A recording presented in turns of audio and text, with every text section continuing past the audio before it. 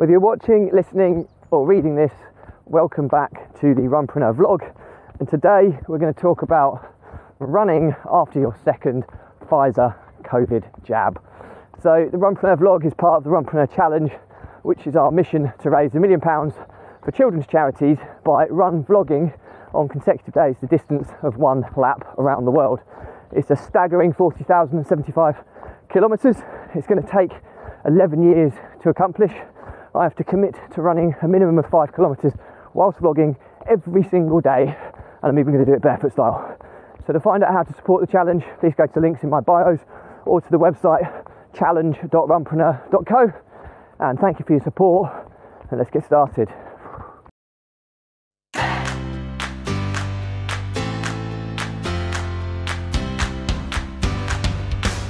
So, running the day after your second COVID jab. Now, I had Pfizer.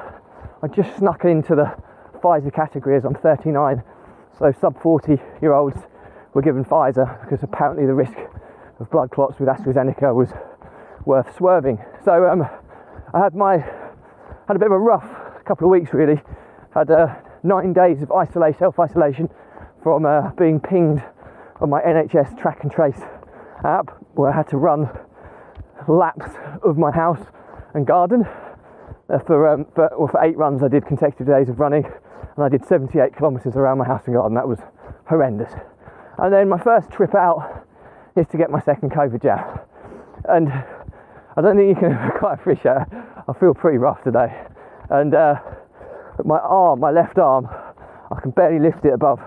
It's so sore, so I can't really have a proper running motion, so I'm going really slow today because I feel kind of 60 to 70% of my normal self. I feel lethargic. You know, when, I suppose the way to start to summarise it is, you know, when you feel maybe hungover and just everything is a massive effort, and it's just really demoralising trying to get yourself to do anything. So coming out for this run today was just like, oh, I really can't be bothered to do this. It's a really tough one to get out for. I procrastinated so much that I was walking random people home from school.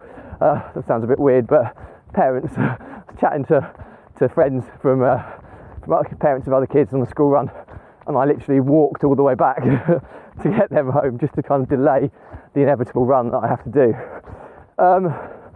So yeah, this is tough, I'm not going to lie. I've had a really tough couple of weeks of running. It's the first real battle I've had. I mean, don't get me wrong, the running challenge through winter, really cold, poor weather conditions is pretty bad. But the last couple of weeks has been really, really tough.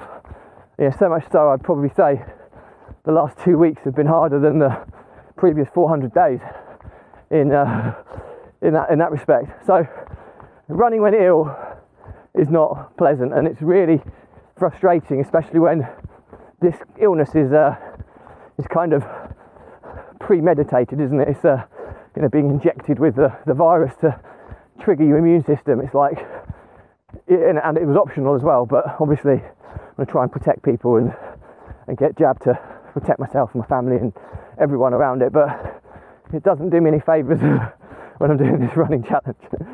So that's it. I mean, I'd love to hear from other people who are experiencing second jabs, first jabs, if they're trying to run through them, any side effects, any issues.